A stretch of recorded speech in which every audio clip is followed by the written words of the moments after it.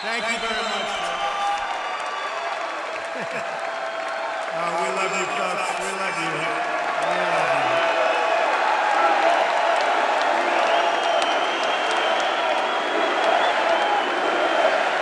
Not bad. Thank you, folks. Thank you very much. A great honor to be here, and I want to thank Chris.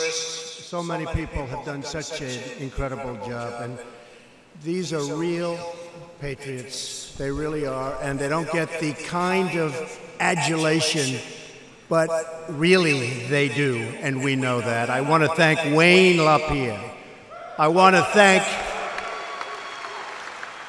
my friend, our great Vice President, Mike Pence, for his terrific remarks. I also want to recognize our great Texas leaders. Do we love Texas? Do we love Texas? Governor Greg Abbott, my friend. Where's Greg? Governor Greg Abbott. And he's running, and I've already done it, but I will tell you, Greg, I fully endorse you. You are endorsed. He has done a great job. I'll tell you, you had your water just pouring down on top of you, just kept coming and coming. He kept calling and calling. We need more money, money, money. And you know what? We gave it to you. Fully endorsed. Attorney General Ken Paxton, tremendous guy. And by the way, Ken, you have my full endorsement, and Angela, your wife, has my full endorsement. She just had a big victory. Senator John Cornyn, been with me right from the beginning. John, thank you. Thank you, John. Full endorsement for this man, Ted Cruz. Where's Ted? Where's Ted?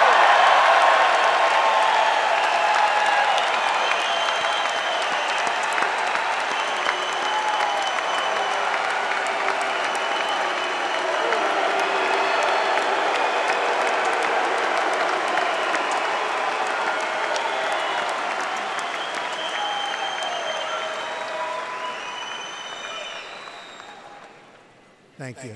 Well, that was very rousing. That's a good sign. Congressman Pete Sessions and Congressman Mike Burgess, great friends. We're also joined by Pete Ricketts, Dana Loesch, Charlie Kirk, Diamond and Silk. Where are they? Where are they? They're so great. Mark Geist, Richard Hutchins, Pete Brownell, and Leslie Rutledge. Finally, I want to thank all of you, the true American patriots of the NRA, who defend our rights, our liberty, and our great American flag. Thank you. Thank you very much.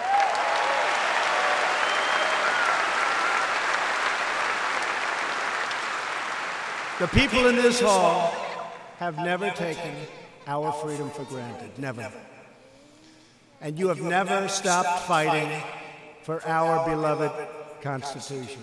Incredible people. Thank you.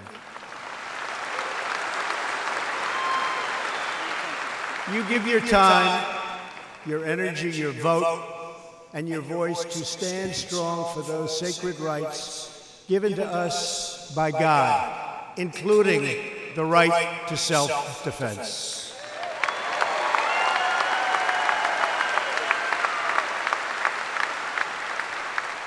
And now, thanks to your activism and dedication, you have an administration fighting to protect your Second Amendment, and we will protect your Second Amendment.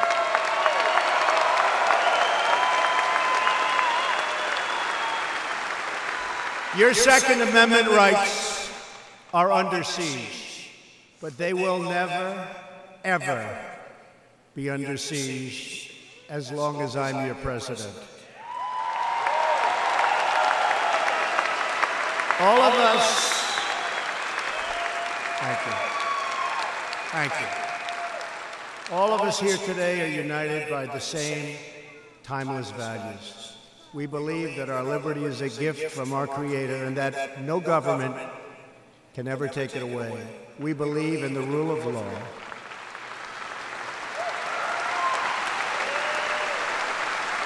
And we support the men and women of law enforcement.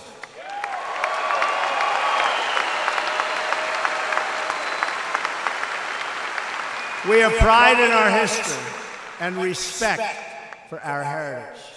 We put our hands on our hearts for the Pledge of Allegiance, and we all proudly stand for the national anthem. We proudly stand.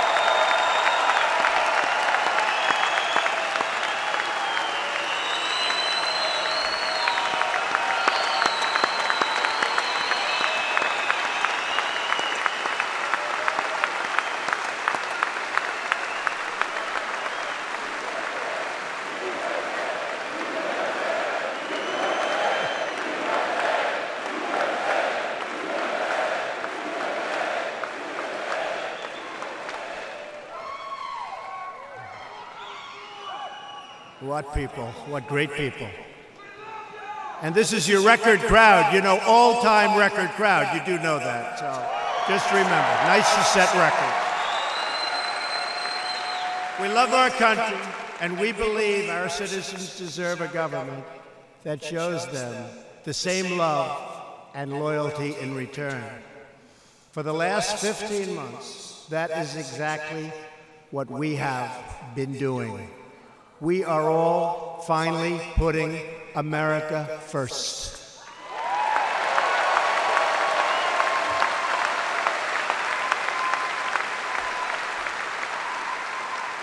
And we are seeing the incredible results as a result of our massive tax cuts, and everybody is benefiting and everybody is happy. And the Democrats are very concerned. You watch how well we do in 18. You watch. You watch. Get out and vote. Don't be complacent. Don't be complacent. You know, history says that when you win the presidency, you get complacent. We all know the feeling. Do you know the feeling? Not too many. Like 90% of the time, you win the presidency, and for whatever reason, you lose the midterm. We can't let that happen. And the word is complacent. You know, I kept thinking to myself, why is that? I wonder why. Think about it. You win. You have this great win. Now you take a breath.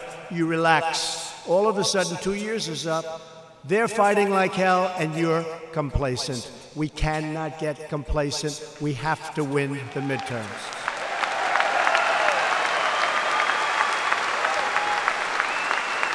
Because since the election, we've created 3.2 million jobs, unthought of. If we would have said that 3 years ago during the campaign, people would have said, what a horrible exaggeration. That's so terrible. They wouldn't have believed it.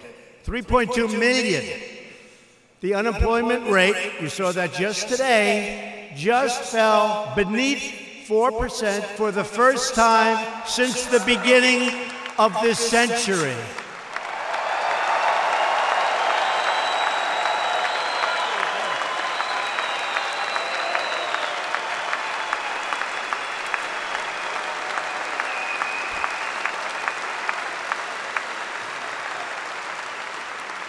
You know, I heard it was about 19 years. I said, wait a minute. The beginning of the century sounds better. So I say, the beginning of the century.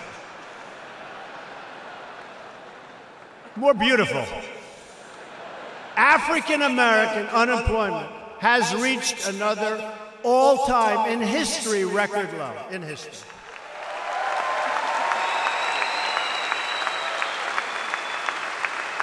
And by the way, Kanye West must have some power, because you probably saw I doubled my African American poll numbers. We went from 11 to 22 in 1 week. Thank you, Kanye. Thank you.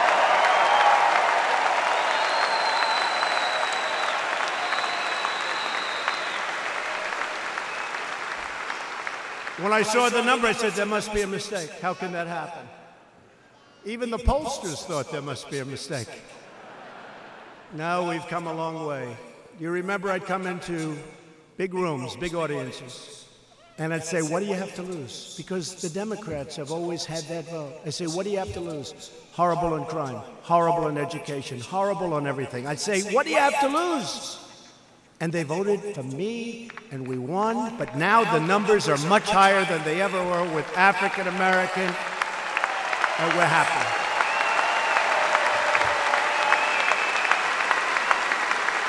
And the same thing with Hispanic American unemployment, which is also at the lowest level in history. Unemployment, lowest level in history. And women's unemployment, many women, is at the lowest level in almost 20 years. Think of that. So we have the best employment numbers we've virtually ever had. And yet, all we hear about is this phony Russia witch hunt. That's all we hear about. So, just when I'm walking on the stage, a highly respected judge in Virginia made statements. It says, Wall Street Journal, it says, judge questions Mueller's authority to prosecute Manafort. Now, Paul Manafort's a nice guy, but you know, he worked for me for a very short period of time, literally for, like, what, a couple of months? Little period of time. Then what happens? He worked for Ronald Reagan. He worked for Bob Dole. They worked, I think, as a firm for John McCain. They worked for others. Does anybody say that? No. But he's out there fighting on fake news CNN.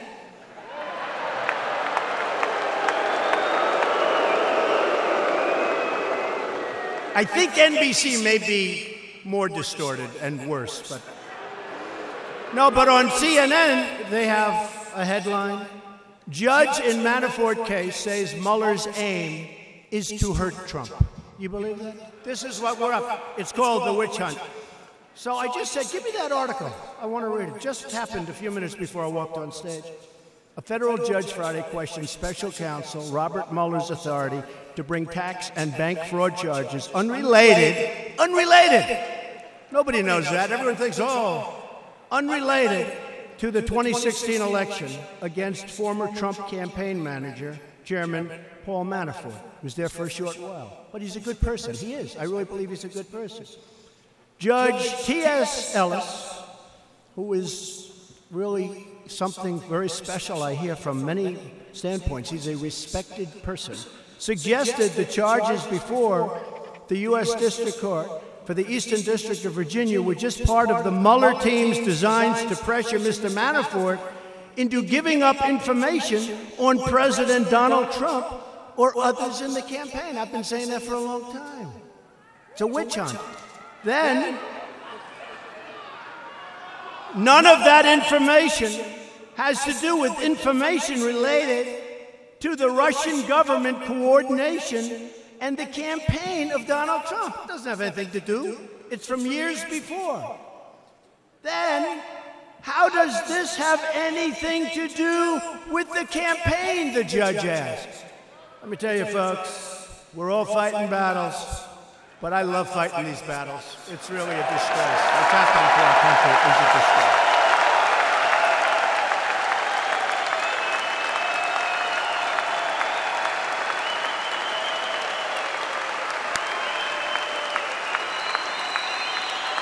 Thank you. Thank you.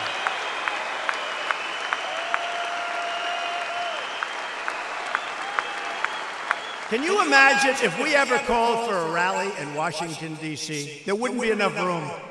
There wouldn't be enough room. We have a lot of love going on. You know, people don't realize we have great love going on in this country. Great love. It's right here.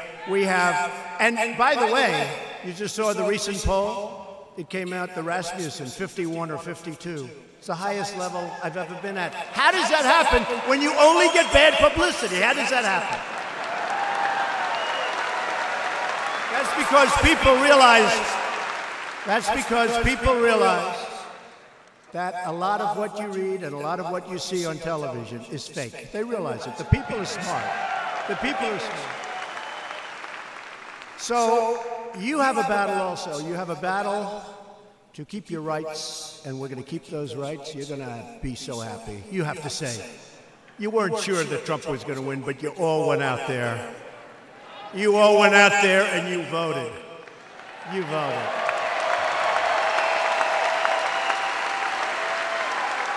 And there were times they'd put up that Trump, Pence. There were times you'd say, geez, a week before they were saying, I remember they came out with a lot of phony polls. You know what that's called? Suppression. They convince you that you're wasting your time. Why should you vote? Go to a movie instead, come home, watch the results. Very few of the people in this room and in this country did that. And we really had a big night. Remember they said, there's no way, Electoral College, there's no way to 270, for me. There is no way to 270. And they were right. But 306 was okay, right?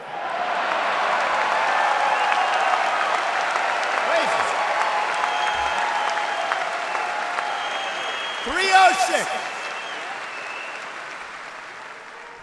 So we had a great time, and I think we're doing better now than ever before. I think we're more popular now from the standpoint, now we've produced. You know, when I was running, I said we're going to give you tax cuts. And by the way, we are decimating Obamacare. We got a bad vote the evening. We got a bad vote the evening that we were going to terminate Obamacare. We got a bad vote. You know about that, right? That was not a nice thing. That was an unexpected vote. But if you look at the massive tax cut bill, we also got rid of the individual mandate, which is the worst part of Obamacare, right?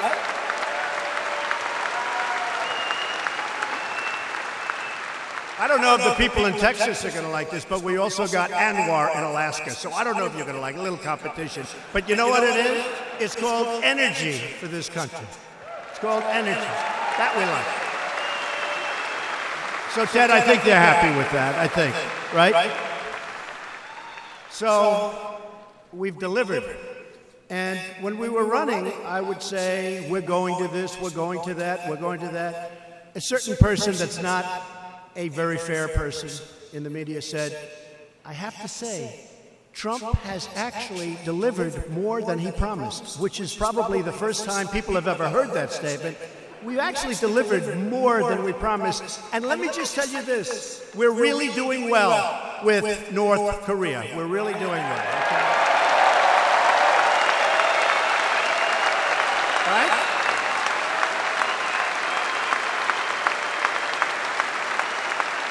We're doing real well. Remember they said, oh, it's going to be terrible. They were actually saying 3 months ago, when the rhetoric was rather sharp. Do we agree? I won't use the rhetoric now. Now I'm trying to calm it down a little bit. So I'm not going to use the rhetoric. But let's put it, he goes to use it. I know you come from Texas, whoever the hell you are.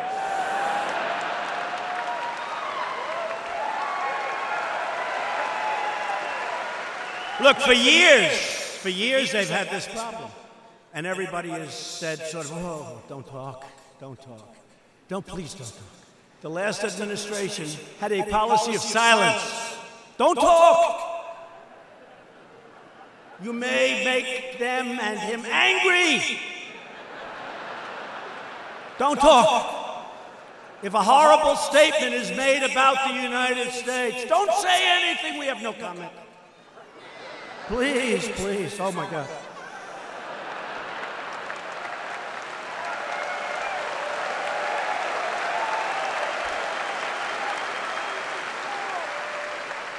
Same thing with Iran. Remember? We're signing that horrible deal, and they're marching in the streets saying, death to America. I said, who signs a deal when they're marching saying, death to America? Who marches?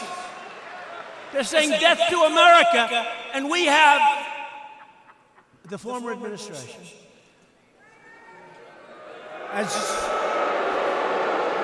as represented by John Kerry. Not the best negotiator we've ever seen. He never walked away from the table, except to be in that bicycle race where he fell and broke his leg. That was the only time.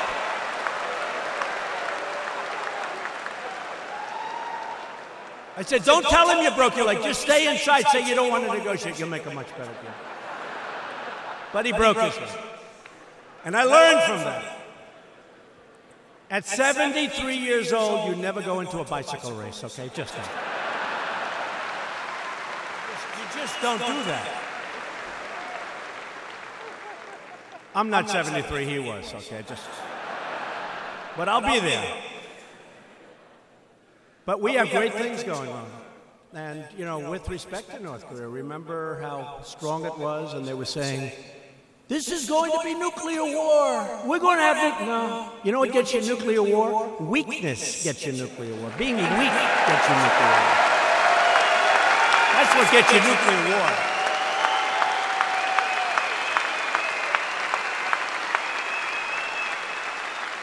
So let's talk about guns, shall we?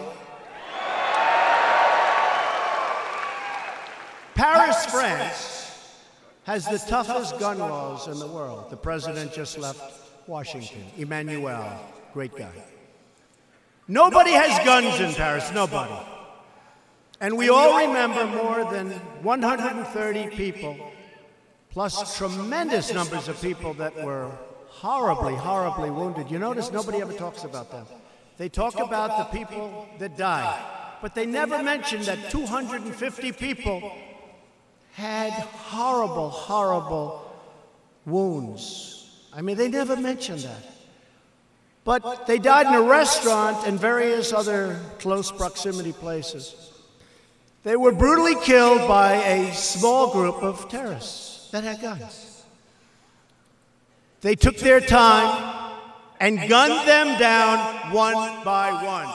Boom, come over here. Boom, come over here. Boom. If you were in those rooms, one of those people and the survivors said, it just lasted forever.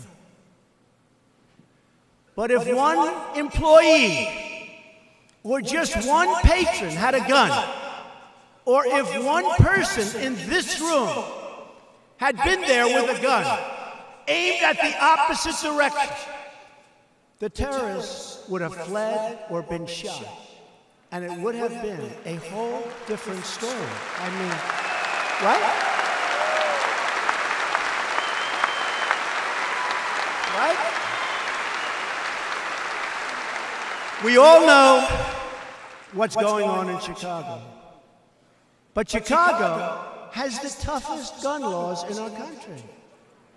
They're so tough. But you know what's happening? It seems that if we're going to outlaw guns, like so many people want to do, Democrats, you better get out and vote. Then we will get out, and you know what I'm going to say. We are going to have to outlaw immediately all vans and all trucks, which are now the new form of death for the maniac terrorists, right? They take a truck and they run over 8 people and wound 16, like what happened in New York and what just happened. It's happening all over. So let's ban immediately all trucks, all vans, maybe all cars. How about cars? Let's not sell any more cars.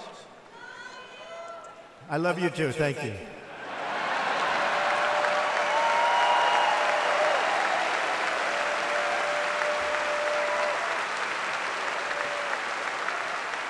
I recently read a story that in London, which has unbelievably tough gun laws, a once very prestigious hospital, right in the middle, is like a war zone for horrible stabbing wounds.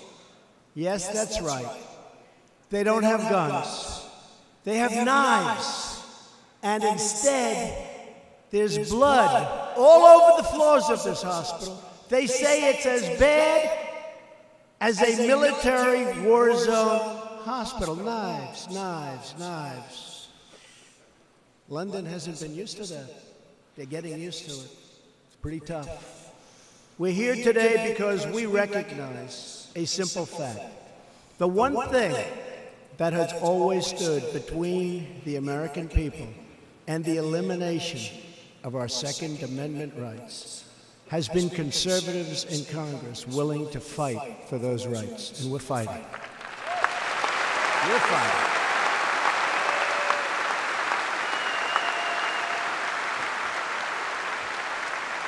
We're fighting to defend our freedom. We need the people in Washington to support our freedom, to support our candidates, to support Ted, to support the people that have to raise their hand. You know, they say we have a majority. We have what? A majority of one person? That's not really a majority. We need Republicans to do it right, to get the kind of things we want. We've got to get Republicans elected. We've got to do great in 18. Those midterms, we have to do good. We need judges who will enforce our laws, protect our sovereignty, and uphold our American way of life. The Constitution can't be changed by judges, bureaucrats, or the United Nations. That is why we are appointing federal judges who will interpret the law as written.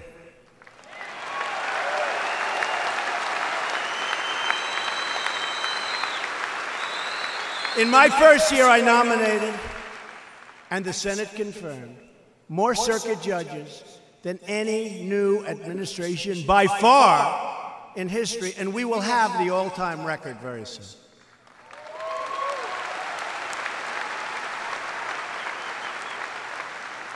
President Obama was very nice to us because he left us a lot of judges tonight. I said, that's a lot of judges. Like almost 140. That's a lot of judges. I was very surprised. I was very happy. And we put an incredible new justice on the Supreme Court, Judge Neil Gorsuch. Yet virtually every single Democrat in the Senate opposed Neil Gorsuch, just like they have consistently opposed judges who will protect your basic freedoms. And by the way they're slow-walking people that are supposed to be working for us in government. If you look at what they're doing, in the history of this country, there has never been anything like what the Democrats are doing on great people who gave up their jobs and their lives to take a job as an ambassador or people working for our government, and they can't get approved because every single one of them is being slow-walked by the Democrats, and it's never happened before. And you know what? I hope we have long memories, but I hope we don't have to worry about it because we're going to be there a long time, so we won't have to worry about it. But what they're doing is disgraceful.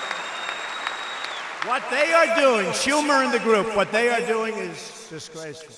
What they're doing to the wall and immigration is disgraceful, and you just take a look at the border, okay? You take a look. Take a look at what's happening.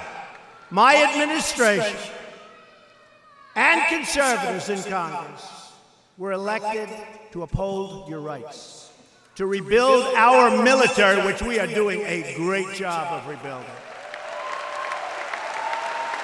to restore our prosperity, to secure our communities and defend our borders.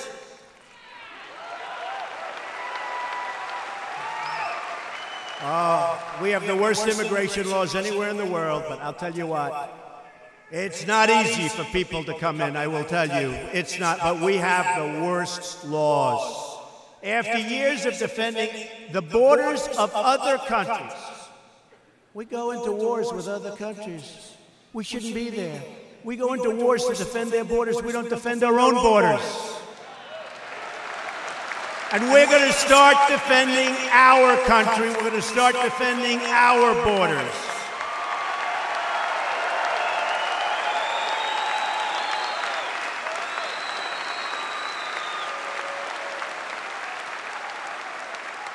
You've all seen on television, all over the papers, the illegal migrants pouring up through Mexico, flooding the border, many from Central America, Honduras, all over the place, coming up by the thousands. We're stopping them at different fronts, but we don't have laws. We have laws that were written by people that truly could not love our country. Illegal immigration must end. Illegal immigration must end. We are going to have strong borders. I will tell you, we have maxed out every law. We are going to have truly strong, and we're going to take people into our country, but they're going to come in based on merit, not based on picking somebody out of a bin. We are not going to let our country be overwhelmed, and we're going to demand Congress secure the border in the upcoming CR. It's going to be very soon. It's going to be very soon. In recent months, Democratic lawmakers have voted against legislation to close deadly immigration loopholes, like catch and release. How about that one? We caught them. Oh, release them. Bye-bye. Welcome to America. Welcome to America. That's what we have. We're going to keep the violent criminals out. Senate Democrats like John Tester, you saw what happened there. What he did to one of the finest people in our country. What he did to the Admiral. What he did is a disgrace. John Tester. Bill Nelson and Bob Casey voted against Kate's Law, legislation named for Kate Steinle, who was gunned down by a 5-time deported illegal immigrant. And you saw what happened with that court case. Can you believe the result of that court case? Can you believe that? The same senators, along with nearly every other Democrat, also voted to protect something that's actually becoming very unpopular, sanctuary cities. Can you believe finally people are starting to get it? Democrats and liberals in Congress want to disarm law-abiding Americans. At the same time, they're releasing dangerous criminal aliens and savage gang members onto our streets. These countries send up their worst. Remember when my opening speech, I got criticized for it, remember? Well, guess what? They're not sending their finest, that I can tell you. We're getting some real beauties in here. But we're taking MS-13 horrible killer gang members, we're getting them out because our guys are much tougher than theirs. There is not even a little bit of a contest. And that's the only language they understand. That's the only language they understand. These are savage killers. My administration believes our cities should be safe havens for Americans, not sanctuaries for criminals.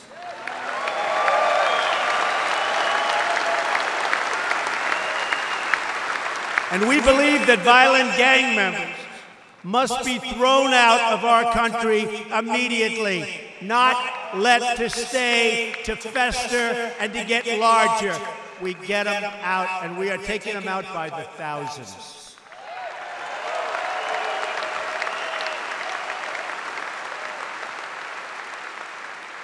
And if we had the right laws, which we can have very quickly with cooperation, we wouldn't even have a problem. It'd be so much better, so much easier. We believe that politicians who put criminal aliens before American citizens should be voted out of office immediately.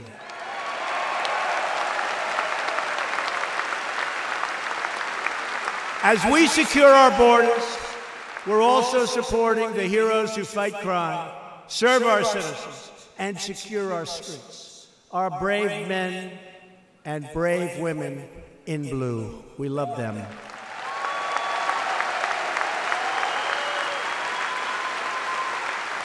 In my administration, we have a simple policy. We will protect those who protect us.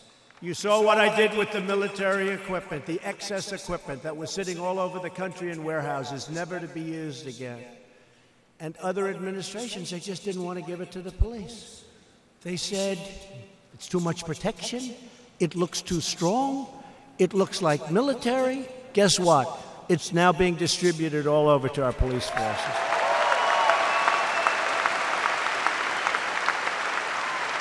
And it's better than they could ever buy. Can't buy stuff like that. Today, our love and prayers go out to the family of slain Dallas police officer, Rogelio Santander, who last week was murdered in the line of duty, very, very close to this arena. We ask God to help the others who were wounded, and they will recover, they will be better, they will be back. Send our love. So important. Thank you.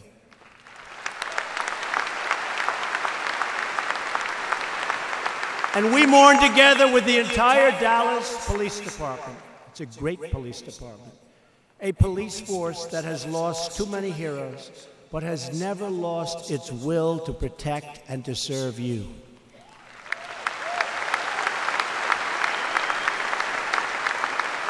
We're also taking very strong action to secure and protect our most valuable resource, our children. All of us here today are deeply committed to school safety.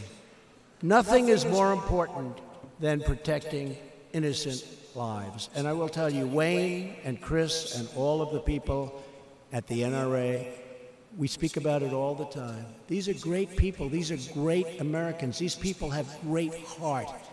They know what they're doing. Our entire nation was filled with shock and grief by the monstrous attack on a high school in Parkland, Florida. We mourned for the victims and their families, gotten to know members of those families. These are incredible people. And our hearts break for every American who has suffered the horrors of these school shootings. In the aftermath of the terrible attack, I met with the survivors, the parents of school shooting victims at the White House. I was inspired, like all of you were, by their incredible courage. We agreed that it's not enough to simply take actions that make us feel like we're making a difference. We must ensure that we actually make a difference. And my administration has pursued an aggressive strategy on community safety.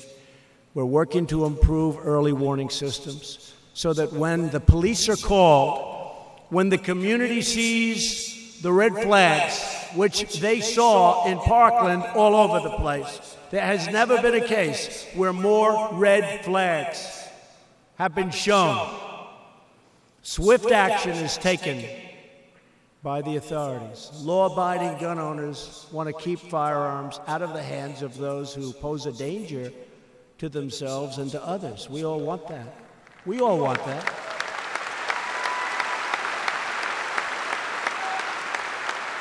I recently signed legislation that includes more than $2 billion to improve school safety, including the funding for training and metal detectors and security and mental health. Mental health is a big one. They don't like to talk about mental health. Mental health, that was the #1 example in Park.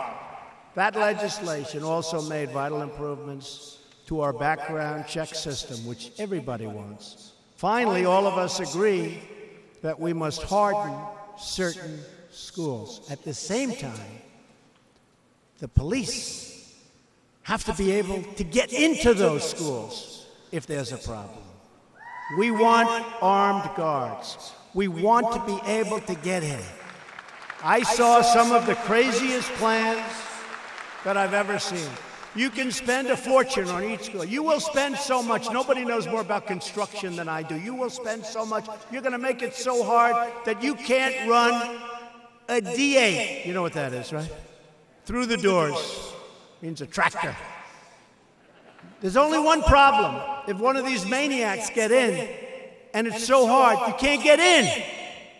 So you have to be careful. We strongly believe in allowing highly trained teachers to carry concealed weapons. They're highly trained.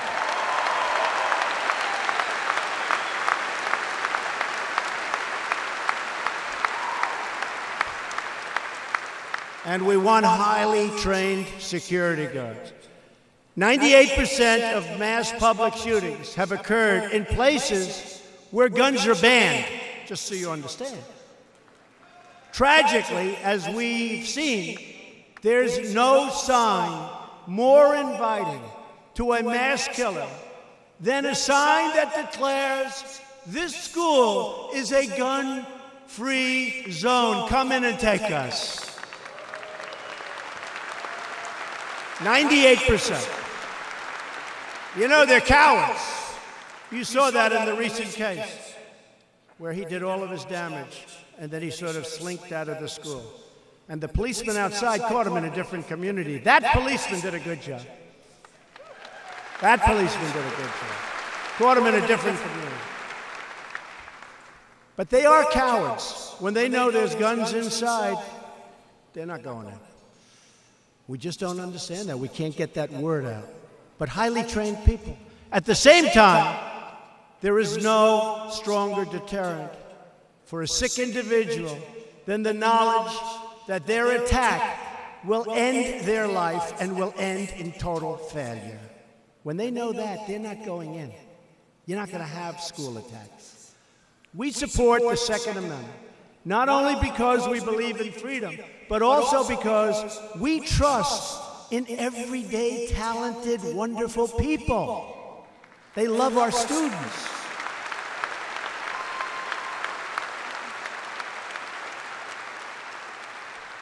And by the way, these teachers, they love their students. They love their students. They understand it. They love their students, and they're not going to let anybody hurt their students. But you have to give them a chance. In America, we trust the people to be wise and to be good. We trust them to take responsibility for themselves, their families, and their communities.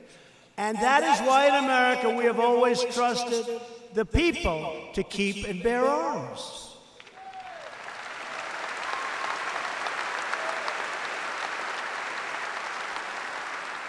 It is fitting that we gather today in the great state of Texas, a place that cherishes their right like no other.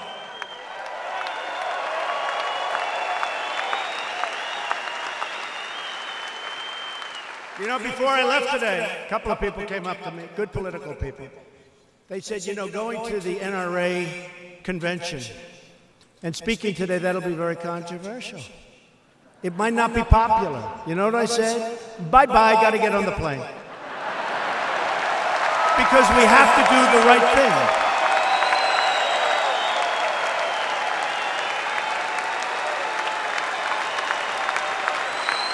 We have to do the right thing.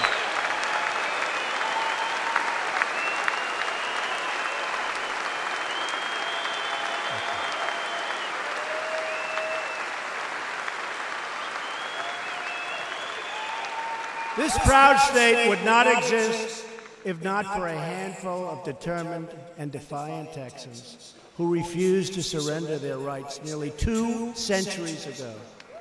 Right? You know who I'm talking about. You know who I'm talking about. In 1835, soldiers from General Santa Anna's army marched into the little Texas town of Gonzales and ordered those settlers to surrender their small cannon they relied on to protect their lives and protect their homes. The Texans refused. You refused. You're tough.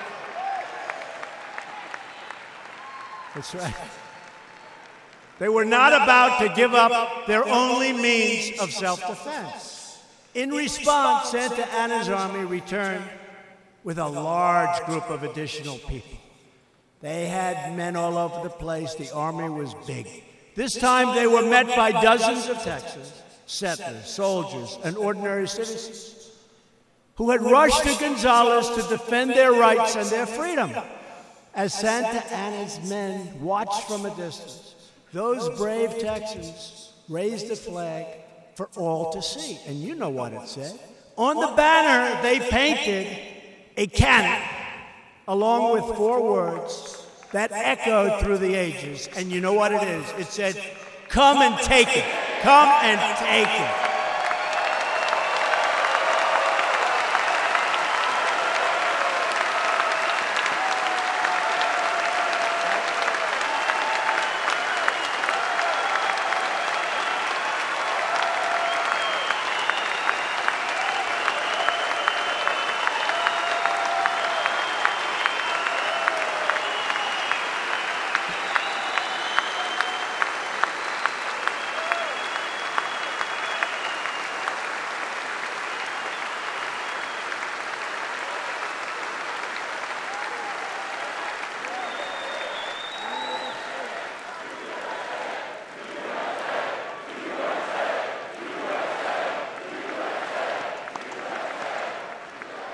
Like those early Texans, Americans will never surrender. Ever, ever, ever. We will never, ever surrender.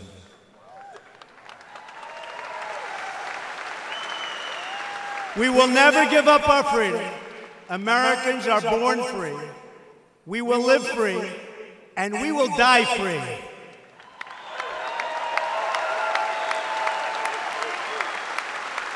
So again, it is a great honor to be with you. Very special people. We truly appreciate your support. I'm doing the right thing. I'm doing it for you, but we're doing the right thing. We're doing the right thing together.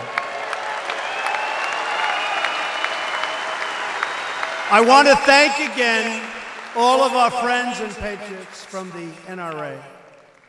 We will never fail, and we will always protect your Second Amendment. Thank you. God bless you, and God bless America. Thank you all. Thank you.